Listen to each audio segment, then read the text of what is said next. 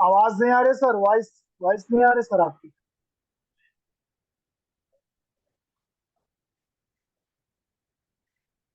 जनेऊ धारण करना ही बोलता है। शिक्षक का यही जनेऊ है भैया।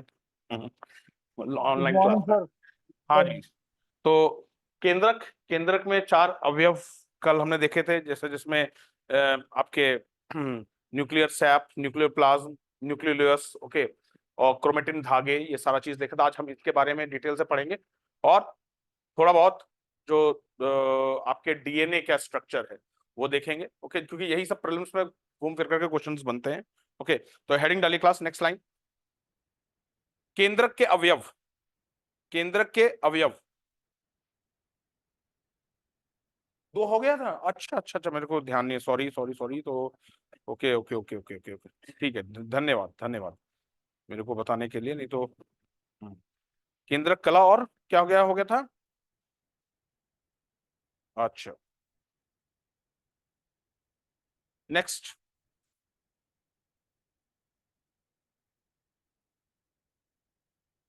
लिखिए क्लास, नेक्स्ट लाइन।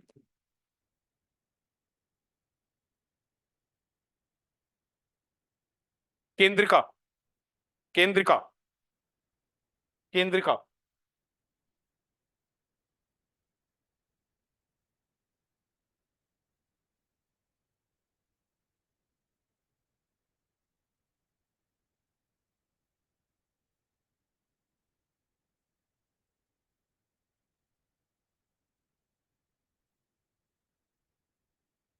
तो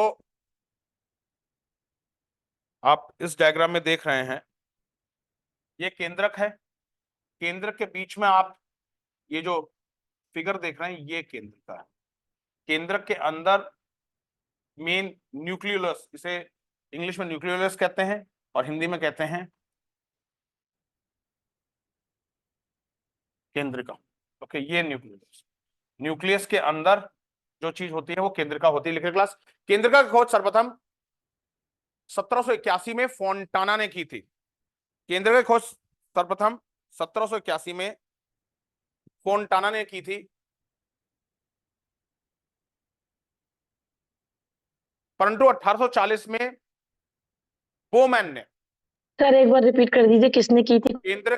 केंद्रिका की खोज, केंद्रिका की खोज सर्वप्रथम 1781 में फोंटाना, फोंटाना ने की थी, फोंटाना ने की थी, परंतु 1840 में, परंतु 1840 में बोमेन ने, बोमेन ने इसे न्यूक्लियोलस,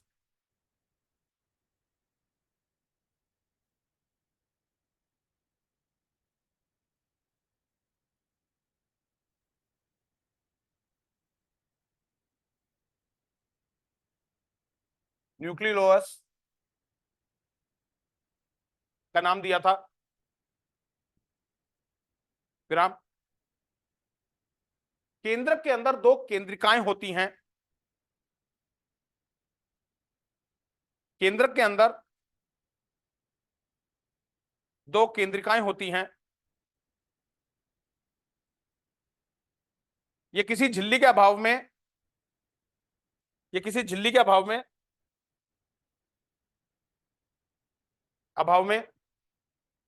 सीधे केंद्र, सीधे केंद्रक द्रव्य, ये किसी झिल्ली के अभाव में सीधे केंद्रक द्रव्य के संपर्क में रहती हैं, सीधे केंद्रक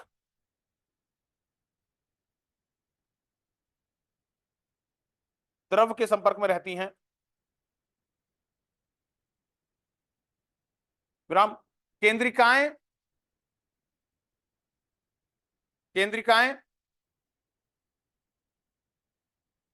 प्रोकैरियोटिक कोशिकाओं में नहीं पाई जाती, अंडरलाइन कर दीजिएगा। अब ये सब प्रीलिम्स में क्वेश्चन बनेगा। केंद्रिकाएं प्रोकैरियोटिक कोशिकाओं में नहीं पाई जाती।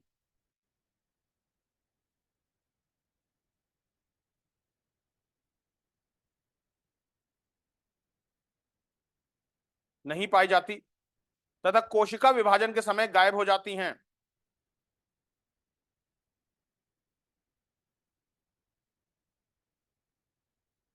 तथा कोशिका विभाजन के समय गायब हो जाती हैं।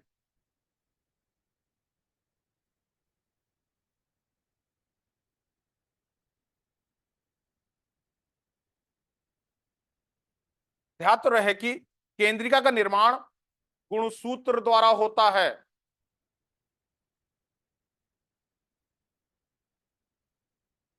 केंद्रिका का निर्माण गुणसूत्र द्वारा होता है। गुणसूत्र मतलब क्रोमोसोम्स। गुणसूत्र का मतलब होता है क्रोमोसोम्स। केंद्रिका का निर्माण गुणसूत्र द्वारा होता है और केंद्रिका में 85% प्रोटीन, 10% आरएनए और 5% डीएनए होता है। 85% प्रोटीन, 10% आरएनए और 5% डीएनए होता है। विराम। क्लियर है? ओके, नेक्स्ट लिखे क्लास, क्रोमेटिन धागे। क्रोमेटिन धागे, क्रोमेटिन धागे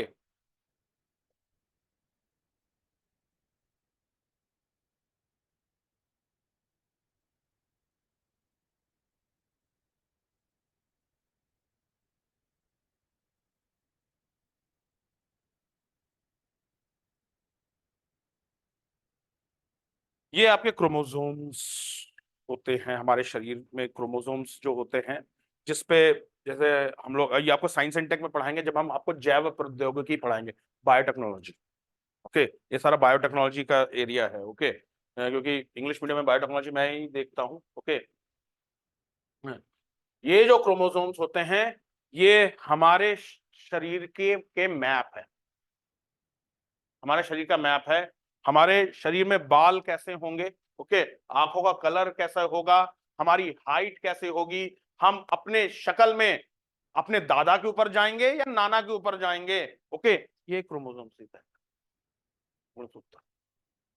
ओके, तो ये क्रोमोसोम एक वंश से दूसरे वंश तक जानकारियां पहुंचाते हैं। कई बार होता है ना, कहते हैं ना, अच्छा ये तो अपने दादा, बिल्कुल शक्ल अपने दादा पे गया है। ओके, तो क्रोमोसोम्स ही रिस्पॉन्सिबल होते हैं और क्रोमोसोम्स वे क्रोमेटिन धागे में होते हैं। क्योंकि आज ही मैं थोड़ा बहुत आपको डीएनए के बारे में थोड़ा सा स्ट्रक्चर डिटेल से, प्लस ये जैव प्रौद्योगिकी, जब हम आपको स्टेम सेल्स पढ़ाएंगे, स्टेम कोशिकाएं क्या होती हैं, तो उसमें बायोटेक्नोलॉजी में आपको ये सारा चीज आपको डिटेल से पढ़ाएंगे कि चीजें क्या हैं। ओके, कि बायोटेक्नोलॉजी का स्कोप क्या है, ओके, किस तरीके से बायोटेक्नोलॉजी हेल्प करती है। क्योंकि इंग्लिश मीडियम में काफी थोड़ा बस ये है कि तब तक मेरे हिंदी मीडियम के भी नोट्स और अच्छे हो जाएंगे।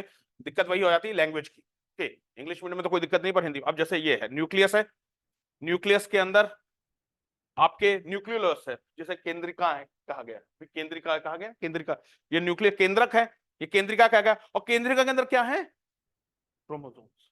और क्रोमोसोम्स के अंदर क्या है? डीएनए। और डीएनए का एक पार्ट क्या है? जीन। जीन एक पता नहीं आप लोगों ने साइंस में मतलब पढ़ा, करंट अफेयर्स है, करंट अफेयर्स है एक, आप जानते हैं ये क्या है?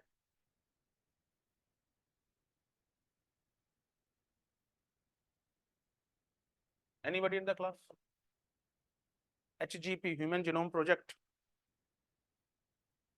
ओके, नहीं, और आज का नहीं है, काफी पुराना करंट अफेयर्स है human genome project. Human genome project मतलब इंसान के पूरे जीन को मैप करना। हमारे शरीर में जो कुछ अनुवांशिक बीमारी होती है ना, जैसे जैसे फॉर एग्जांपल हमारे परिवार में डायबिटीज, मतलब मेरे दादाजी के साइड में डायबिटीज बहुत कॉमन है, मतलब मेरे को भी है। ओके, मेरे फादर को भी थी, मेरे दोनों चाचाओं को भी थी, मेरे ग्रैंडफादर ग्रैंडमदर सबको डायबिटीज थी। और अगर मेरे बच्चों ने अगर प्रिकॉशन नहीं लिया तो डेफिनेटली उनको अगर ये अनुवांशिकी है।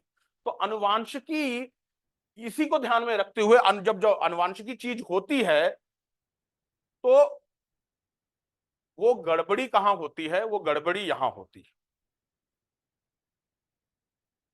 वो गड़बड़ी यहां होती है। ACTG adenine, thymine, guanine, cytosine. ये जो डीएनए है ना, डीएनए में जो बेस पेयर्स होते हैं, ये सारी जानकारी यहाँ पे, मतलब समझो इसको ऐसे समझो, कंप्यूटर कौन सी भाषा जानता है? Computer binary. बाइनरी का मतलब क्या होता है? 0 और 1 की भाषा। डीएनए की भाषा ACTG, ACTG, डीएनए की भाषा ACTG। ऐसे समझो, कंप्यूटर 0-1 की भाषा जानता है ना, मतलब हम कंप्यूटर में कुछ भी इंटर करेंगे, वो तुरंत 0-1 की भाषा में इंटरप्रेट होगा, फिर कंप्यूटर हमें आउटपुट उसी हिसाब से देगा। ओके, वैसे ही हमारा शरीर डीएनए की भाषा जानता है, और डीएनए का base pair adenine, thymine, guanine और साइटोसाइन। और जो अनुवांशिकी बीमारी होती है क्लास, वो इनमें से कोई एक बेस पेयर गड़बड़ा जाता है अनुवांशिक, और वही वंशानुगत चलता जाता है। और अगर ह्यूमन जीनोम प्रोजेक्ट का जो मेन आधार था, मैं डिटेल से बायोटेक्नोलॉजी में पढ़ाऊंगा, ह्यूमन जीनोम प्रोजेक्ट का मेन आधार था कि इस पूरे ह्यूमन डीएनए को मैप करना, पूरे ह्यूमन डीएनए को मैप करना कि अगर कोई गड़बड़ी कहां होती है तो कौन सा बेस पेयर गड़बड़ाया है। अगर हम सीधे उस बेस पेयर को ठीक कर दें तो वो बीमारी उसी वंश में खत्म हो जाएगी, आगे नहीं बढ़ पाए। और ये है और कुछ नहीं, जैव प्रौद्योगिकी। ये कॉन्सेप्ट है जैव प्रौद्योगिकी। बायोटेक्नोलॉजी, बायोटेक्नोलॉजी क्या करती है? बायोटेक्नोलॉजी डीएनए को बीच से काटती है। ओके, ये बेसिक जो डीएनए की भाषा है, एडेनाइन, थाइमाइन, साइटोसाइन, गुआनाइन, ये बेस पेयर्स होते हैं डीएनए के बीच में, और ये इनमें हाइड्रोजन बॉन्ड्स होते हैं। ओके, पूरी जानकारी इनमें लिखी है, पूरी जानकारी। और जो आनुवांशिक डिजीज होती हैं वो इसी किसी बेस पेयर में गड़बड़ी का, किसी को आपने देखा कम उम्र में बाल झड़ जाते हैं, वो किसी इसी बेस पेयर में गड़बड़ी। समझ में आ गया ना? तो क्रोमोसोम्स, क्रोमोसोम्स के अंदर आपके जीन्स, और क्रोमोसोम के अंदर डीएनए, और डीएनए का एक पार्ट जीन। समझ में आ गया ना क्लास? ओके, लिख लीजिए। क्रोमेटिन धागे, ये धागे, ये धागे केंद्रिका के अंदर बिखरे होते हैं, ये धागे केंद्रिका के अंदर बिखरे होते हैं तथा एक दूसरे के ऊपर फैलकर, तथा एक दूसरे के ऊपर फैलकर, तथा एक दूसरे के ऊपर फैलकर। अच्छा, एक चीज बताओ क्लास मेरे से बिल्कुल क्लियरली, मतलब कोई,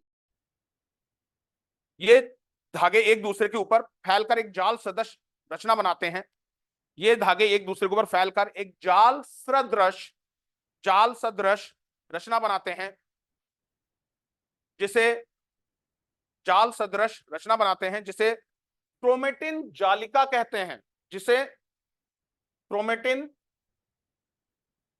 जिसे क्रोमेटिन जालिका कहते हैं, जिसे क्रोमेटिन जालिका कहते हैं।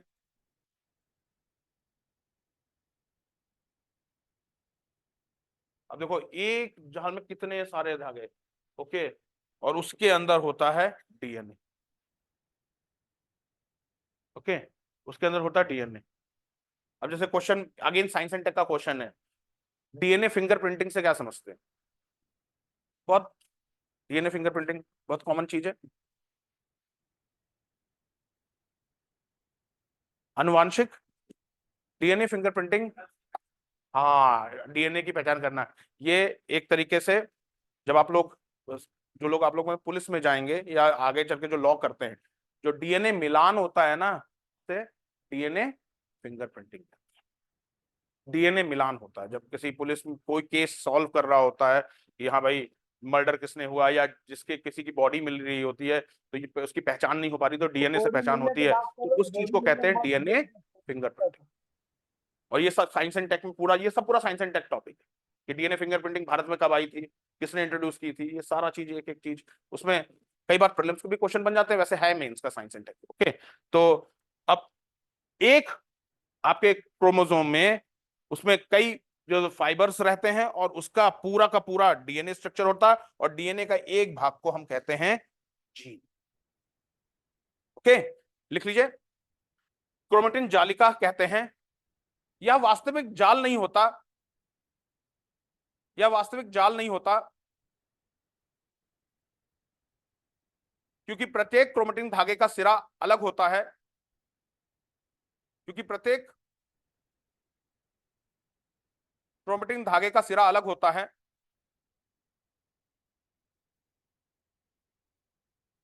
सर रिपीट कर देंगे? हाँ, परंतु यह वास्तविक जाल नहीं होता, क्योंकि प्रत्येक क्रोमेटिन धागे का सिरा अलग होता है। विराम। कोशिका विभाजन के समय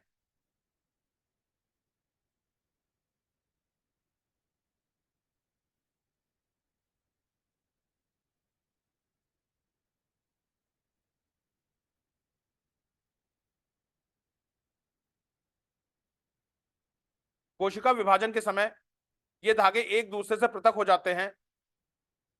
ये धागे एक दूसरे से पृथक हो जाते हैं और सर ये लाइन सिकुड़ रिपीट। कोशिका विभाजन के समय ये धागे एक दूसरे से पृथक हो जाते हैं और सिकुड़कर छोटे व मोटे हो जाते हैं, और सिकुड़कर छोटे व मोटे हो जाते हैं।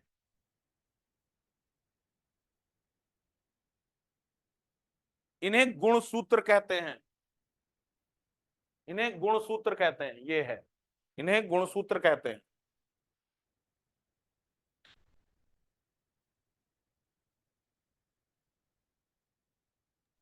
सर हाँ जी, एक दूसरे से पृथक हो जाते हैं। पृथक हो जाते हैं और सिकुड़कर छोटे व मोटे हो जाते हैं। इन्हें गुणसूत्र कहते हैं, क्रोमोसोम्स। विराम।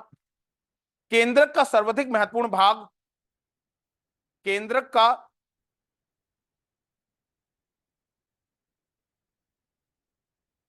का सर्वाधिक महत्वपूर्ण भाग क्रोमेटिन है। केंद्रक का सर्वाधिक महत्वपूर्ण भाग क्रोमेटिन है, जो रासायनिक दृष्टि से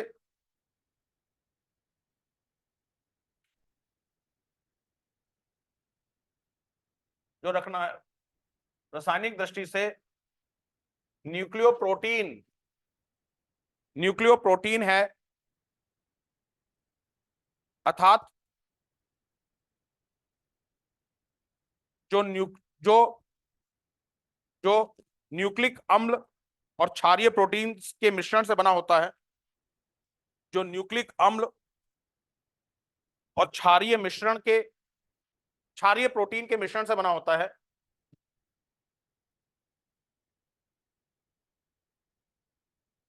क्षारीय प्रोटीन के मिश्रण से बना होता है। इसे हम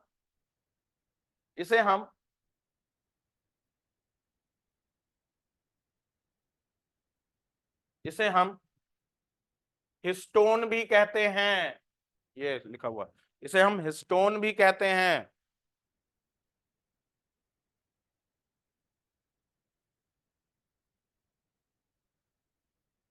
इसे हम हिस्टोन भी कहते हैं। हेडिंग डालिए क्लास, गुणसूत्र। गुणसूत्र।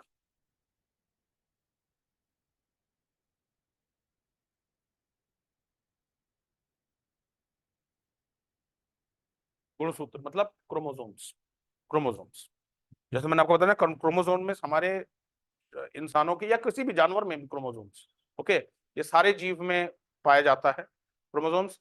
इसमें शरीर की सारी आनुवांशिक जानकारियां हो, और यही एक जनरेशन से दूसरे जनरेशन में पास ऑन होती है। ओके, तो और ये सबसे महत्वपूर्ण चीज है इंसान के इवोल्यूशन में, इंसान के उद्भव में सबसे महत्वपूर्ण चीज। ओके, लिख लीजिए। कोशिका विभाजन के समय केंद्रक का क्रोमेटिन जाली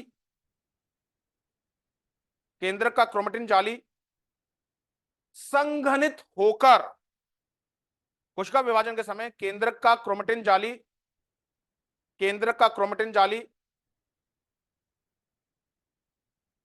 संघनित होकर क्रोमेटिन फाइबर्स, बेटा क्या, किस शब्द का संघनित मतलब इसको कंडेंस जो कहेंगे, जो पास में, ओके, संघनित होकर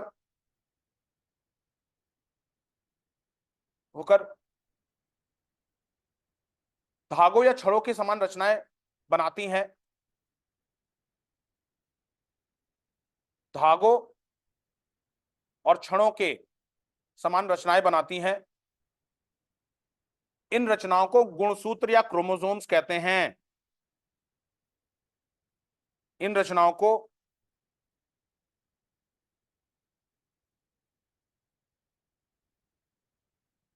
को गुणसूत्र या क्रोमोसोम्स कहते हैं, कहा जाता है। इन्हें आनुवांशिक लक्षणों का वाहक कहा जाता है।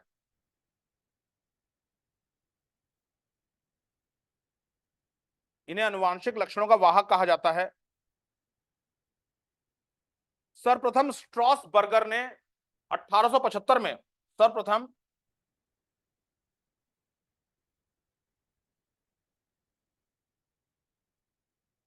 स्ट्रॉसबर्गर ने 1875 में इनकी खोज की थी।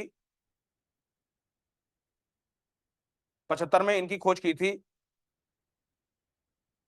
और 1889 1889 में वॉल्डेयर ने 1889 में वॉल्डेयर ने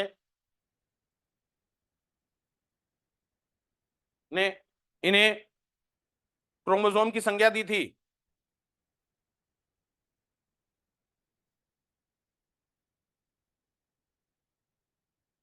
क्रोमोसोम की संज्ञा दी थी। बस यही चीज याद रखनी होती, किसने बनाया, किसने नाम दिया, ये सब आपको प्रीलिम्स में इंपॉर्टेंट है। ओके, लिख लीजिए। गुणसूत्र मैट्रिक्स तथा डीएनए का बना होता है। गुणसूत्र मैट्रिक्स तथा डीएनए का बना होता है। मैट्रिक्स एक तरल पदार्थ है जिसमें धागे के समान, अब ये जो धागा निकल रहा है ना, ये मैट्रिक्स है। ये जो धागा निकल रहा है ये मैट्रिक्स है। और इसी धागे के का अगर हम एक्सपैंड वर्जन करेंगे, इसके अंदर क्या होता है, डीएनए। ओके, तो ये डायग्राम बिल्कुल एक्सप्लेन आपको करता है चीजें क्या हैं। ओके, तो क्रोमोसोम्स के अंदर धागे होते हैं, वो धागे के अंदर ही डीएनए होता है। ओके, लिख लीजिए क्लास। मैट्रिक्स एक तरल पदार्थ है जिसमें धागे के समान क्रोमेटिन होता है। जिसमें धागे के समान क्रोमेटिन होता है, जो डीएनए तथा हिस्टोन प्रोटीन का बना होता है।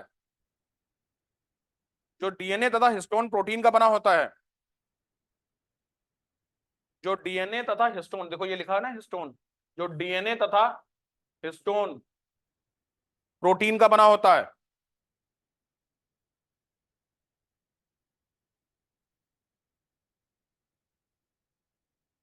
विराम। ले क्लास।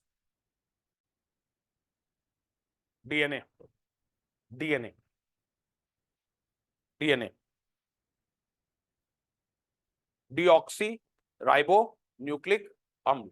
ओके, इंग्लिश में एसिड कहा जाता है, हिंदी में अम्ल कहा जाता है। ओके, आई होप लिख लेंगे हिंदी में। ओके, या मैं लिखूं, मेरे लिए को थोड़ा शब्द देखना पड़ेगा। ओके, डीऑक्सी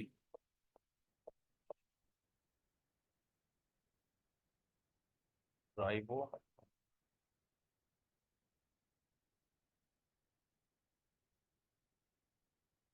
अम्ल डीएनए लिखे। डीएनए की खोज सर्वप्रथम जेडी वॉटसन जेडी वॉटसन और वॉटसन वॉटसन तथा sir GD Watts JD JD JD JD Watson तथा FHC Crick FHC Crick FHC Crick ने वर्ष 1953 में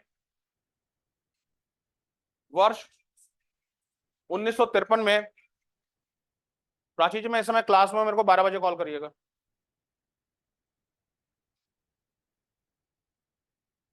उन्नीस सौ तिरपन में अपने डीएनए की रचना अपने डीएनए की रचना के बारे में एक मॉडल प्रस्तुत किया,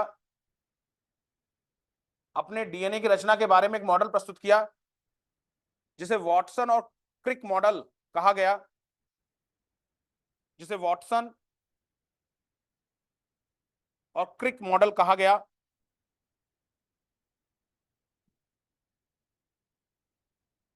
मॉडल कहा गया। इन्होंने बताया कि डीएनए की रचना, इन्होंने बताया कि डीएनए की रचना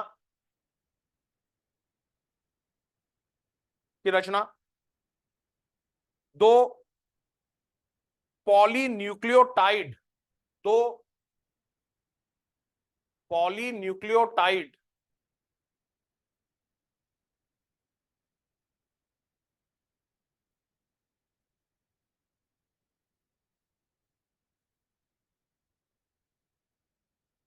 पॉलीन्यूक्लियोटाइड पॉलीन्यूक्लियोटाइड चेनों द्वारा होती है। ये जो चेन है ना, ये जो चेन है, ये जो चेन है, ये पॉलीन्यूक्लियोटाइड की चेन है। ये जो चेन है, ये पॉलीन्यूक्लियोटाइड की चेन है। ये पॉलीन्यूक्लियोटाइड की चेन, पॉलीन्यूक्लियोटाइड की चेनों द्वारा होती है। ये विपरीत दिशाओं में घूमकर, ये विपरीत दिशा में घूमकर द्विचक्राकार रचना बनाती हैं। ये विपरीत दिशा में घूमकर द्विचक्राकार रचना बनाती हैं, द्विचक्राकार रचना बनाती हैं।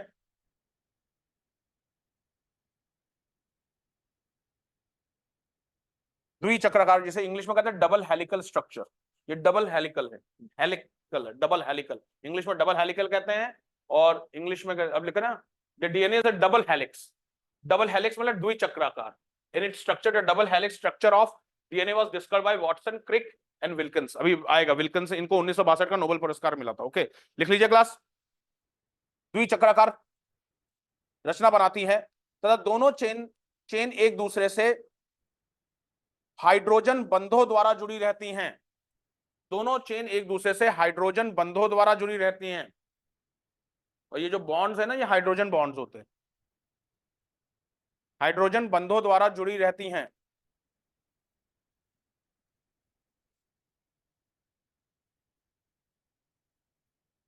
विराम। डीएनए के एक्सरे विश्लेषण का अध्ययन, डीएनए के एक्सरे विश्लेषण का अध्ययन बाद में वॉटसन, क्रिक, बाद में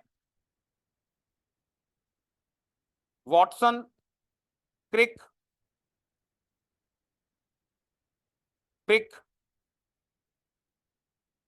और एमएचएफ विल्किंस, और एमएचएफ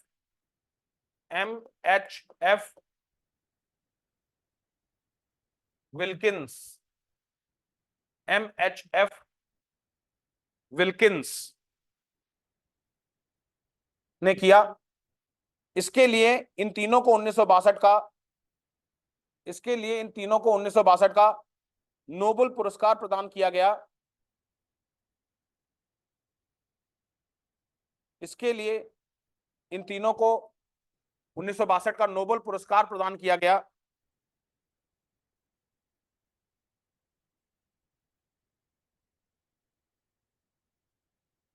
प्रदान किया गया। विराम। रासायनिक एवं एक्सरे विश्लेषण के आधार पर, रासायनिक एवं एक्सरे विश्लेषण के आधार पर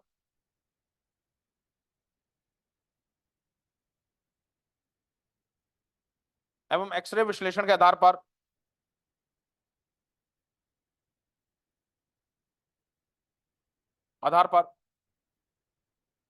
डीएनए अणु की रचना के बारे में, डीएनए अणु की रचना के बारे में, डीएनए अणु की रचना के बारे में निम्नलिखित ज्ञात होता है, निम्नलिखित ज्ञात होता है। नंबर एक, डीएनए द्विचक्राकार रचना है। डीएनए द्विचक्राकार रचना है,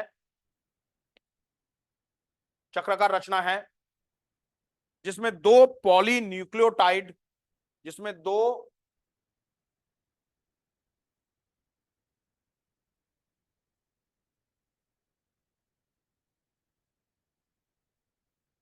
पॉलीन्यूक्लियोटाइड चेन एक अक्ष रेखा पर, दो पॉलीन्यूक्लियोटाइड चेन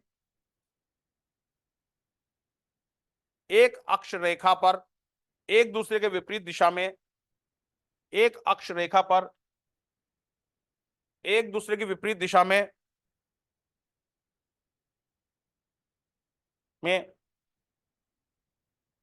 कुंडली तथा रस्सी की तरह ऐठी हुई रहती हैं, कुंडली तथा रस्सी की तरह ऐठी हुई रहती हैं। इनका ऐठाव इस प्रकार का होता है, इनका ऐठाव इस प्रकार का होता है, ऐठाव इस प्रकार का होता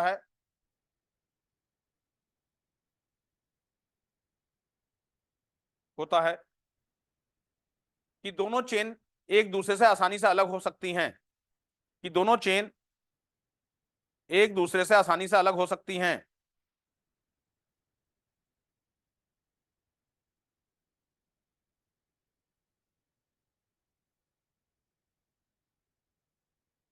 फिर आप नंबर 2, पॉइंट नंबर 2, दूसरा फीचर। अब इसमें आप ये जो बेस पेयर देख रहे हैं, ये बेस पेयर किसके बने हुए हैं? एडेनाइन, थाइमीन, सिस्टोसाइन और गुआनाइन, एटीजी, एटीसीजी। मैं आपको बता रहा हूं ये डीएनए की कोड लैंग्वेज है। बच्चे की आंख किस रंग की होगी? ये एसीटीजी तय करेगा। बाल काले होंगे, ब्राउनिश होंगे, गोल्डन होंगे, एसीटीजी तय करेगा। ओके, मतलब इस बेस पेयर को, अगर सपोज इस बेस पेयर को इधर से इधर कर दिया जाए तो अलग फीचर आ जाएगा, और इसी को जीन स्प्लिटिंग कहते हैं। और ये चीज कौन सा पार्ट आ जाएगा साइंस एंड टेक में? Genetic engineering. जब यहां से जीन काटा, जैसे फॉर एग्जांपल आप पीसीएस और आईएएस के प्रीलिम्स का क्वेश्चन है,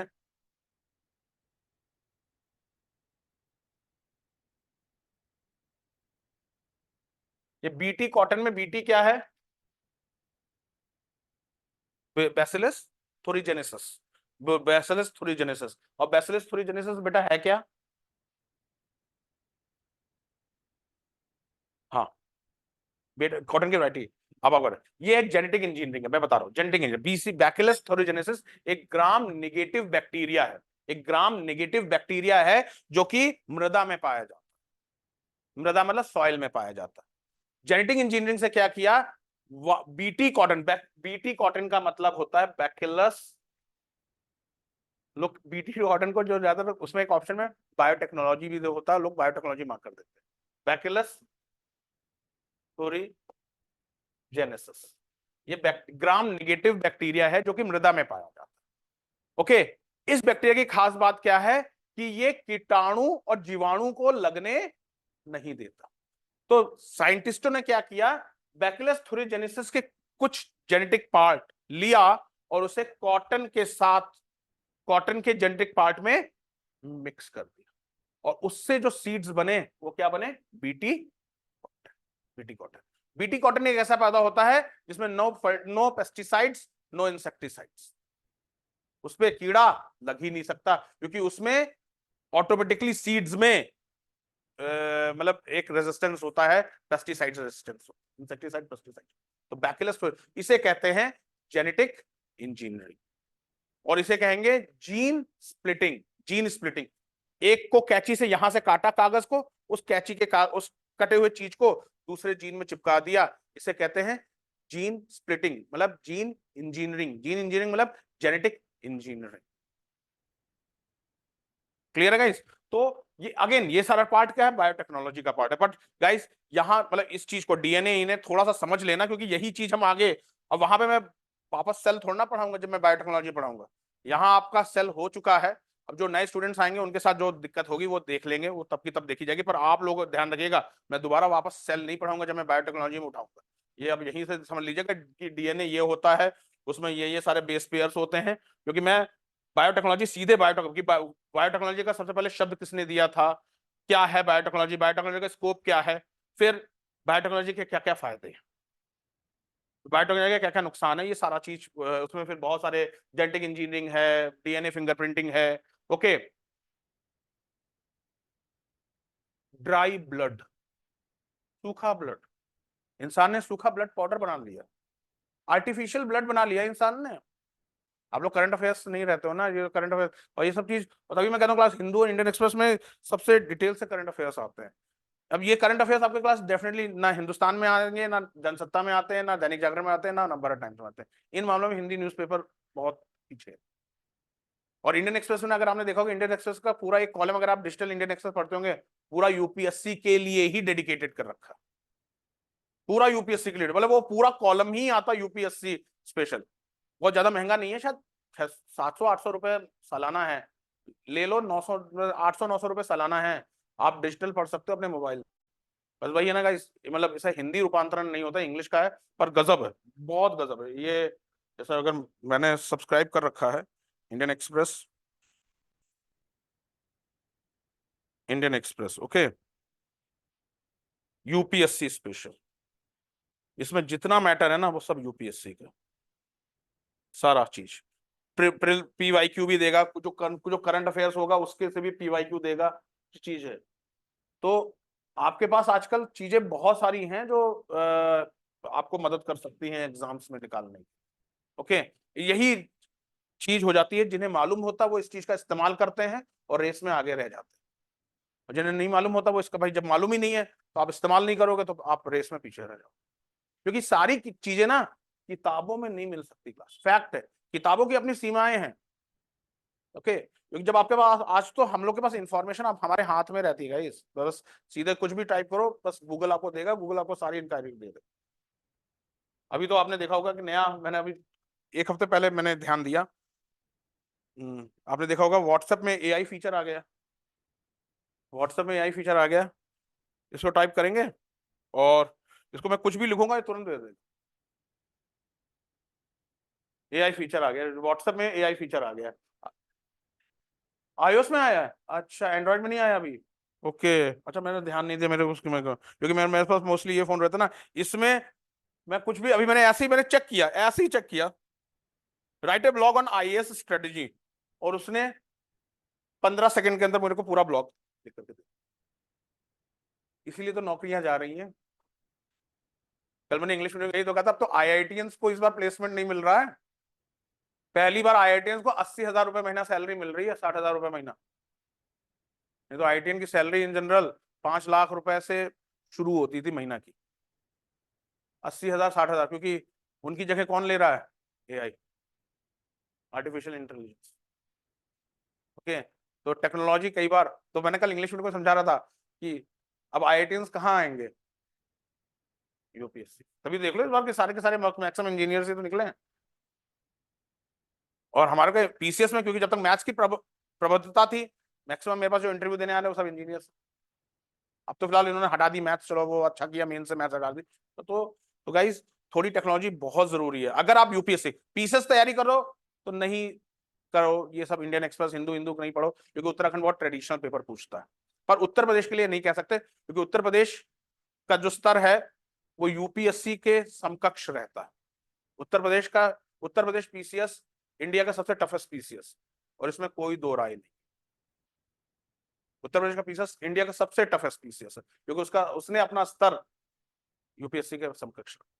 उत्तराखंड पीसीएस उतना टफ नहीं है, प्रीलिम्स बहुत आसान है, हाँ मेंस थोड़ा सा स्तर इसका ऊंचा है। ओके, तो समझ में आ गया ना क्लास किस, तो ये जो बेस पेयर्स हैं, ये पॉलीन्यूक्लियोटाइड चेन से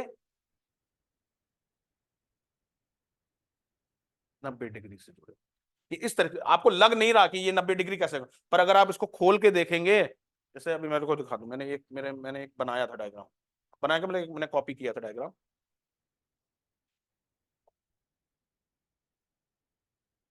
ये सारे जो बेस पेयर्स हैं वो पॉलीन्यूक्लियोटाइड चेन से 90 डिग्री, वही दूसरा फीचर लिखा रहा हूं। ये जो बेस पेयर्स हैं ये सारे पॉलीन्यूक्लियोटाइड चेन से 90 डिग्री के एंगल पे। ओके, पॉइंट नंबर 2 लिख लीजिए क्लास।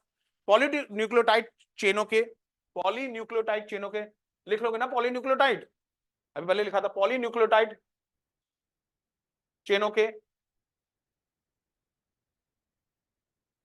चेनों के बेस लंबी अक्ष रेखा के, लंबी अक्ष रेखा के सीधे कोणीय तल में रहते हैं, लंबी अक्ष रेखा के सीधे कोणीय तल, लंबी अक्ष रेखा के सीधे कोणीय तल, राइट एंगल प्लेन, सीधे कोणीय तल में रहते हैं तथा सीढ़ी के डंडों के आकार की रचना बनाते हैं।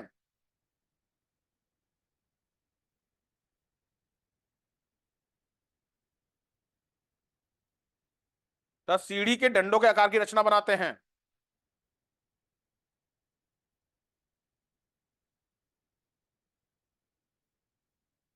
विराम। नंबर 3,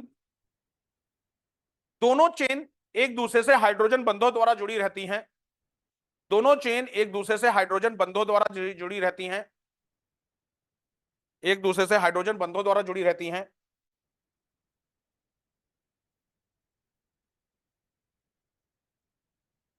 बंद बेस जोड़ों के बीच, बंद बेस जोड़ों के बीच पाए जाते हैं, बंद बेस जोड़ों के बीच पाए जाते हैं।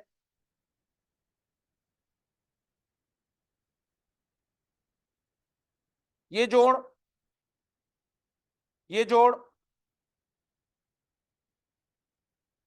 एडिनाइन, ये जोड़ एडिनाइन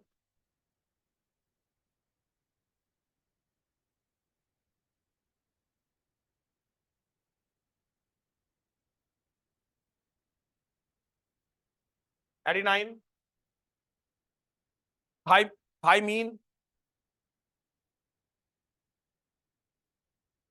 थाइमीन साइटोसिन तथा गुआनाइन,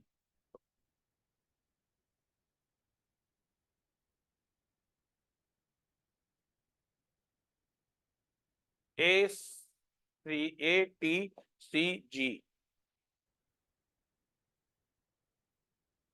तथा गुआनाइन के बीच पाए जाते, के बीच में पाए जाते हैं। दोनों चेनों में बेस क्रम एक दूसरे के परिपूरक होना चाहिए,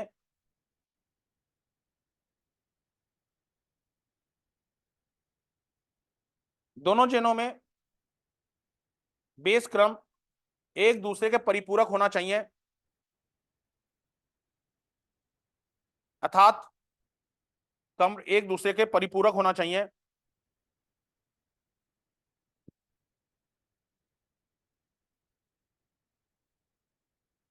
अर्थात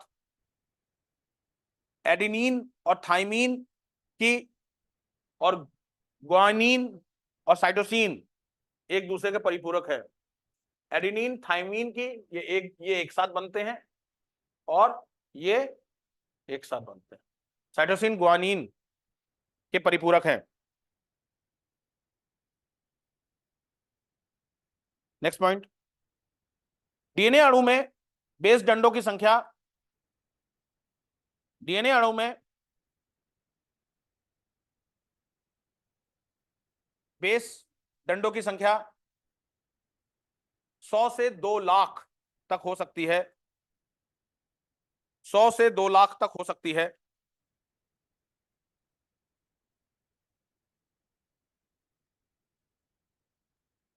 दो लाख तक हो सकती है।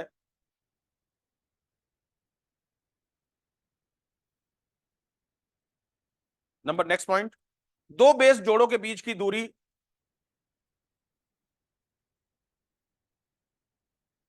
दो बेस जोड़ों के बीच की दूरी 3.4 एंगस्ट्रॉम होती है।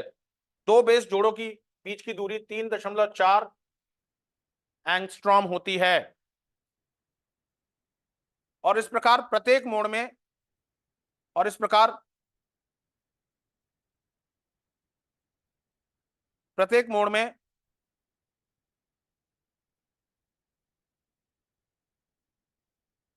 प्रत्येक मोड़ में 10 बेस जोड़ होते हैं। इस प्रकार प्रत्येक मोड़ में, यस पवन बेटे क्या, मोड़ में कर मोड़ में, प्रत्येक मोड़ में, आपका नाम पवन ही है ना? प्रशांत है, सॉरी, ओके, मैं प्रशांत और पवन में कंफ्यूज हो जाता हूँ। ओके, मैं इस प्रकार प्रत्येक मोड़ समझ रहे ना, जो कर्व होता है। ओके, प्रत्येक मोड़ में 10 बेस जोड़ होते हैं। डीएनए के अणु का व्यास 20 एंगस्ट्रॉम होता है। डीएनए के अणु का व्यास 20 एंगस्ट्रॉम होता है। ठीक है, तो ये डीएनए के बारे में मेजर आपको यह है, इन्हीं में से आएंगे, इससे डिटेल से नहीं आएगा। इससे डिटेल से पढ़ोगे तो आप डॉक्टरी बनने की तैयारी करोगे। साइंस एंड टेक में हम इससे रिलेटेड चीज पढ़ाएंगे। ओके, वो अलग चीज है, साइंस एंड टेक का विज्ञान प्रौद्योगिकी का। ठीक है, अब लास्ट एक और लिख लो, आरएनए।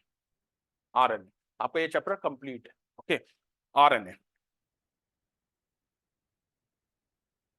आरएनए का फुल फॉर्म आपको मालूम होगा, राइबो न्यूक्लिक अम्ल। ओके, लेकिन आरएनए राइबो न्यूक्लिक अम्ल, राइबो न्यूक्लिक अम्ल।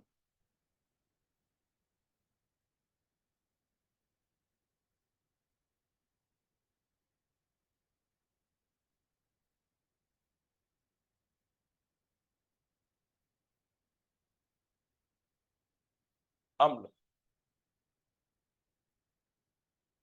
इसकी रचना डीएनए जैसी होती है। इसकी रचना डीएनए जैसी होती है। इसमें अंतर सिर्फ बेस का होता है। इसमें अंतर सिर्फ बेस का होता है।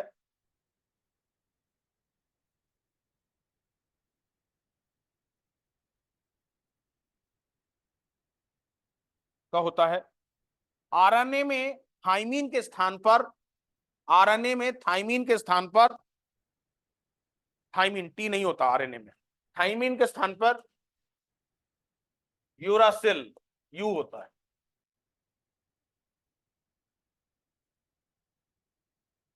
थाइमीन के स्थान पर यूरासिल नामक बेस पाया जाता है। यूरासिल नामक बेस पाया जाता है। यह कोशिका के अंदर केंद्रक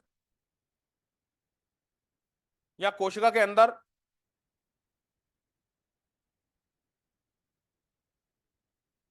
केंद्रक तथा साइटोप्लाज्म दोनों में पाया जाता है। केंद्रक तथा साइटोप्लाज्म दोनों में पाया जाता है।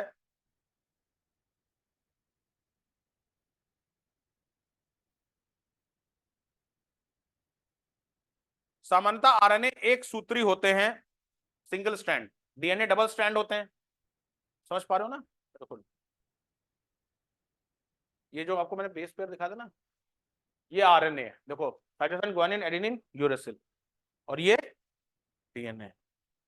ये आरएनए एक सूत्रीय होते हैं और डीएनए डबल सूत्रीय। ये चीज ध्यान रहेगा ना, ये मतलब ये पिक्चर दिमाग में रख लेना क्लास। ओके, आरएनए एक सूत्रीय होते हैं और DNA okay, D for double.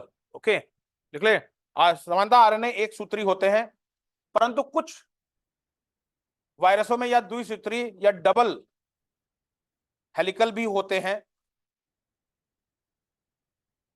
कुछ वायरसों में या द्विसूत्री या डबल हेलिकल भी होते हैं।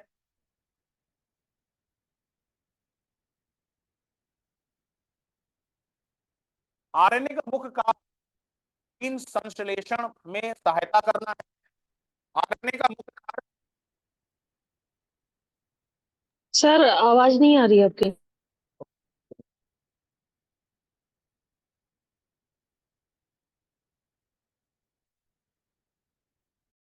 आरएनए का मुख्य कार्य प्रोटीन संश्लेषण में सहायता करना है,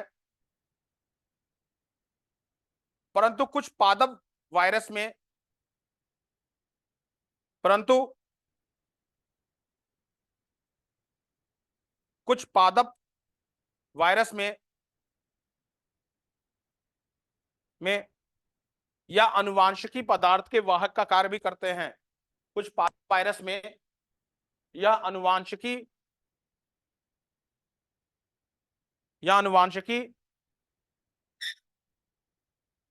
अनुवांशिकी पदार्थों के वाहक का कार्य भी करते हैं। विराम। उदाहरण के लिए टोबैको मोज़ेक वायरस, उदाहरण के लिए टोबैको मोज़ेक वायरस, उदाहरण के लिए टोबैको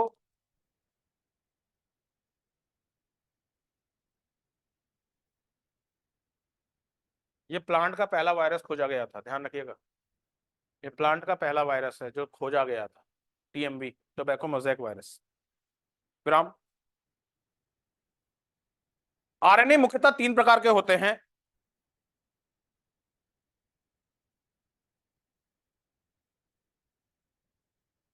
आरएनए मुख्यतः 3 प्रकार के होते हैं।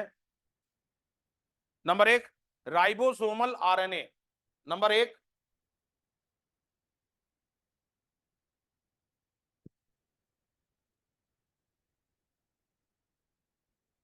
या इसे छोटा आरएनए लिखा जाता है, आरआरएनए, राइबोसोमल आरएनए। ये कोशिका में उपस्थित कुल आरएनए का 75% होते हैं। ये कोशिका के में उपस्थित कुल आरएनए का 75% होते हैं और इन्हें आरआरएनए कहा जाता है। ये कोशिका में उपस्थित कुल आरएनए का 75% होते हैं और इन्हें आरआरएनए कहा जाता है।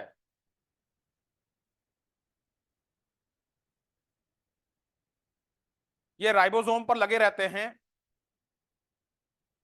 और प्रोटीन संश्लेषण में भाग लेते हैं। ये राइबोसोम में लगे रहते हैं और प्रोटीन संश्लेषण में भाग लेते हैं। ये राइबोसोम में लगे रहते हैं और प्रोटीन संश्लेषण में भाग लेते हैं। मतलब ध्यान रखिएगा क्लास, इसीलिए कहते हैं क्लास मत छोड़ना। मतलब अब देखो राइबोसोम्स मैंने आपको कल परसों में पढ़ाए थे, तो वो सब टॉपिक जब आप करोगे ना तो ये सब चीज समझ में आ जाएगा। राइबोसोम्स में लगे रहते हैं, प्रोटीन संश्लेषण में भाग लेते हैं तथा ये अत्यंत अस्थिर प्रकृति के होते हैं, तथा ये अत्यंत अस्थिर प्रकृति के होते हैं। नंबर 2 स्थानांतरण आरएनए, स्थानांतरण आरएनए, स्थानांतरण आरएनए, स्थानांतरण आरएनए जिसे कहा जाता है ट्रांसफर आरएनए और टीआरएनए।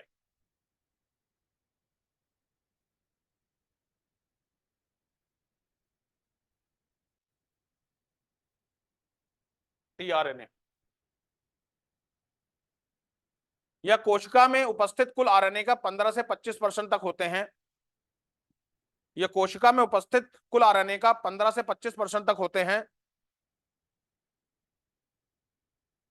यह कोशिका में कुल उपस्थित आरएनए का 15 से 25% तक होते हैं।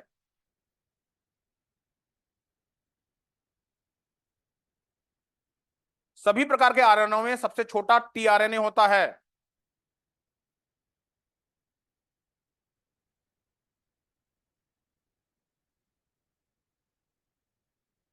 सभी प्रकार के आरएनए में सबसे छोटा टीआरएनए होता है।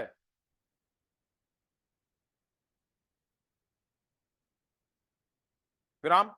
ये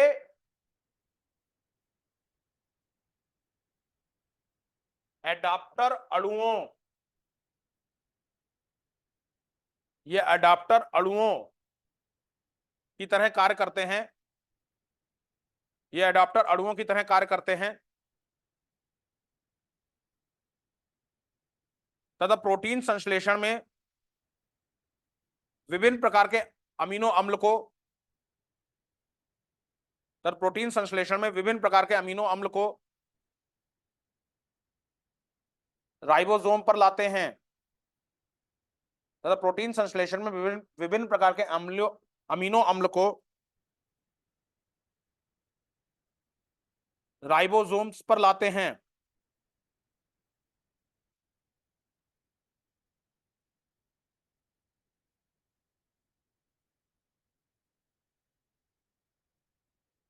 राइबोसोम्स पर लाते हैं जहां पर प्रोटीन बनता है। लास्ट लिखिए संदेशवाहक आरएनए, सर लास्ट लाइन बोल दिए, राइबोसोम्स को लाते जहां पर प्रोटीन बनता है। लास्ट लिखिए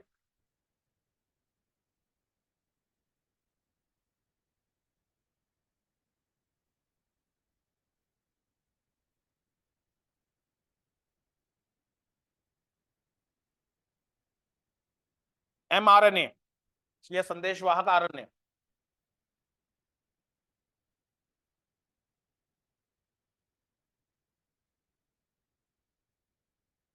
इंग्लिश में मैसेंजर RNA।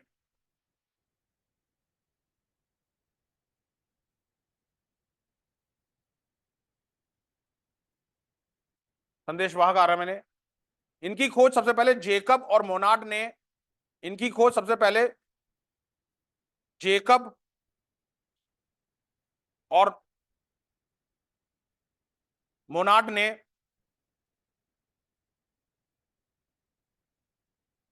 वर्ष 1961 में की थी। जेकब और मोनार्ड ने वर्ष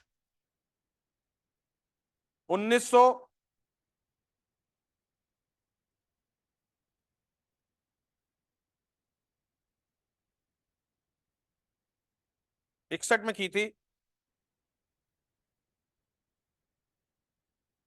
ये संदेशवाहक आरएनए कुल आरएनए का 5 से 10% भाग होती है। ये संदेशवाहक आरएनए कुल आरएनए का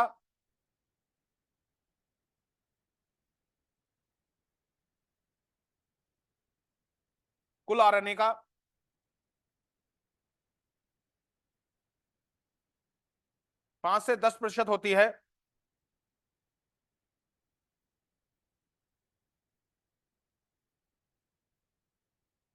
ये एमआरएनए सुन रखा आपने? क्या हो, कहां सुना है?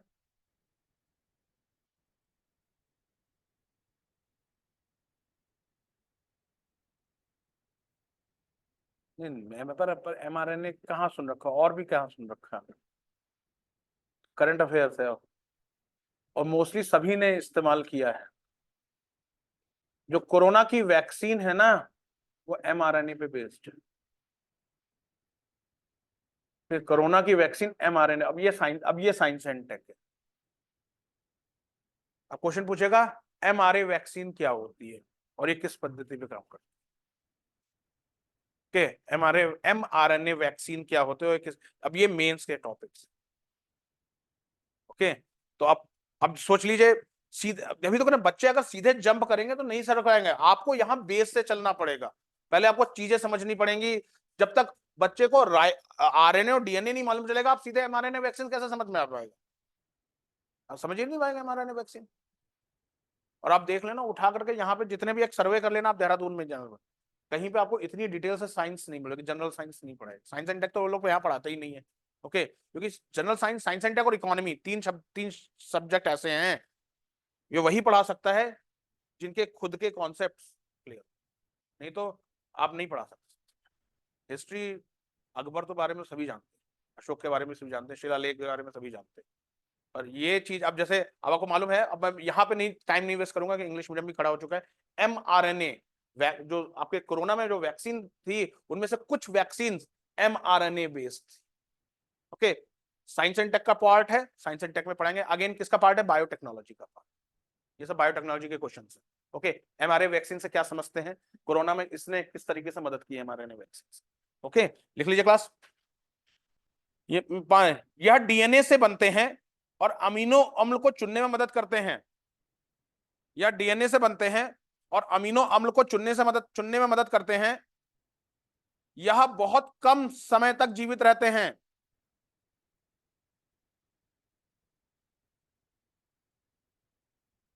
यह बहुत कम समय तक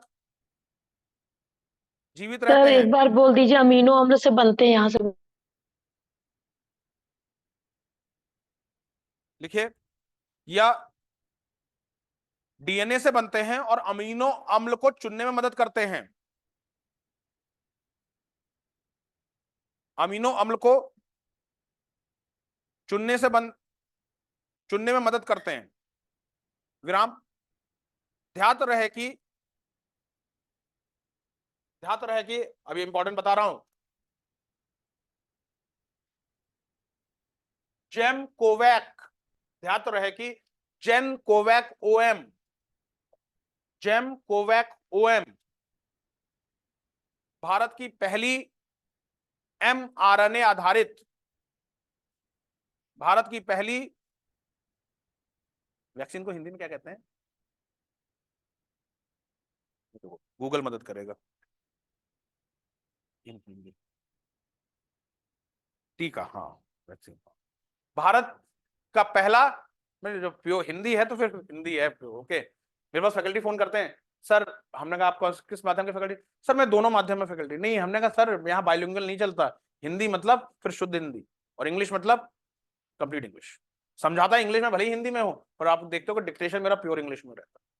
ओके, तो यह भारत का पहला mRNA आधारित टीका है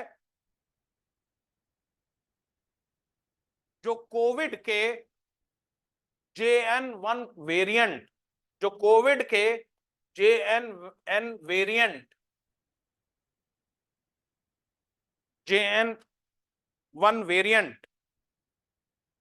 के खिलाफ कारगर रहा है। कोविड के JN1 वेरिएंट के खिलाफ कारगर रहा है। समझ में आया क्लास? तो यहां पे आपका सेल्स कंप्लीट होता है। ओके, तो बस इस, अब जैसे हमने mRNA पढ़ा है ना, तो ये भी मान लो कि इंडिया ने ये mRNA वैक्सीन है। डिटेल्स है साइंस एंड टेक एरिया है, साइंस एंड विज्ञान प्रौद्योगिकी में पढ़ाएंगे कैसे काम करती है mRNA वैक्सीन, क्या चीज है वो आपको हम साइंस एंड टेक में पढ़ाएंगे। ठीक है, समझ में आ गया क्लास? तो सेल्स खत्म हो गए। अगला चैप्टर न्यूट्रिशन, डाइजेशन होगा। डाइजेशन सिस्टम मतलब फ्रॉम आपके टीथ से शुरू करेंगे। ओके, और पूरा आपके जो इसोफेगस है, फिर स्टमक है, small intestine, large intestine, each and everything. Okay, फिर डाइजेशन के बाद नेक्स्ट चैप्टर आ जाता है न्यूट्रिशन। डाइजेशन है, उसके बाद न्यूट्रिशन, फिर उसके बाद लंग्स एंड ये सारा चीज है। ठीक है गाइस, क्लियर है? ओके, उम्मीद करता हूं जो हिस्ट्री में टीचर आए होंगे, आप लोगों में से कुछ लोग ने पहली बार पढ़ रहे होंगे, दुष्यंत सर से अच्छा पढ़ा रहे हैं, वो जबरदस्त, वो उनके मेंस का बहुत जबरदस्त पकड़ है। ओके, तो मेरे ख्याल से सारी फैकल्टीज से संतुष्ट होंगे। ठीक है, और ध्यान रखिए कि संडे टेस्ट है कंप्लीट, और जो नहीं आएगा वो 500 रुपए फाइन देगा। लिटरली मैंने कल इंग्लिश मीडियम से भी कह रखा है, अभी पिज्जा पार्टी कर रहे हैं ना, तो 500 रुपए। किसका किसका एग्जाम है? कौन सा एग्जाम है भैया? Lab assistant? कहाँ यार, तुम IAS की तैयारी करो, कहाँ तुम लैब असिस्टेंट की तैयारी करो, मतलब कोई तालमेल है ही नहीं। मतलब मैं कह रहा हूँ, मतलब यार समझा करो यार, IAS कहाँ, तुम UPSC कहाँ लैब असिस्टेंट? परख नली लेकर घूमोगे? ओके, 1 साल पहले मैं रहा था। ओके, मेरे को एडमिट कार्ड दिखा देना, तभी तभी छूट मिलेगी। ठीक है, पर एक भी तो समझो ना क्लास। देखो, एक होता ना इंटीग्रिटी, इंटीग्रिटी समझते हो ना, कि भाई कहाँ आप IAS की तैयारी कर रहे हो, मतलब आप लैब असिस्टेंट का फॉर्म भर रहे हो, मतलब आपको अपनी ही काबिलियत पे भरोसा नहीं। पता नहीं निकला ना निकला, लैब असिस्टेंट भी भर देते हैं, वन आरक्षी भी भर देते हैं। वन आरक्षी ना, वन दरोगा होता है, वन आरक्षी होता है। ओके, ये सारा चीज। ओके, ठीक है गाइस, तो कल आप सोमवार को, जिसमें मैं नया टॉपिक उठाऊंगा, और डाइजेशन 6 लेक्चर का टॉपिक, 6-8 लेक्चर का टॉपिक है गाइस। ये जैसे सेल छोटा टॉपिक था, पर डाइजेशन बड़ा टॉपिक, क्योंकि इसमें पहले दंत से शुरू करेंगे। ओके, तो वो पूरा एक एक पार्ट हम उठाते हुए चलेंगे। ओके, बहुत सारे फैक्ट्स एंड फिगर्स हैं वो, और रिवीजन कर लीजिएगा। संडे को टेस्ट है, संडे को सभी का टेस्ट है। उत्तराखंड कुछ नहीं आएगा, GS आएगी सिर्फ, उत्तराखंड कुछ नहीं आएगा, 100 क्वेश्चन होंगे सिर्फ GS देखना चाहते हैं, और PCS level, PCS level. Okay, English medium Hindi medium दोनों। ठीक है, देखते हैं कौन टॉप करता है। जो टॉप करेगा उसे 500 रुपए फाइन, वो फाइन नहीं, 500 रुपए अवार्ड। ओके, जो टॉप करेगा उसे 500 रुपए अवार्ड। ये तो मैंने इंग्लिश मीडियम में भी नहीं बोला है, आज बोल देंगे। ओके, जो टॉप करेगा। ओके, ठीक है, तो राकेश जी आपको जीतना है। ठीक है, ठीक है, अच्छी तरह से तैयारी करिएगा। संडे को टेस्ट है, और कोशिश में रहेगी एक जैसा टेस्ट, क्वेश्चंस एक जैसे। ठीक है guys? Okay, thank you, thanks lot. देखते हैं हिंदी मीडियम जीतता है या इंग्लिश मीडियम जीतता है। ओके।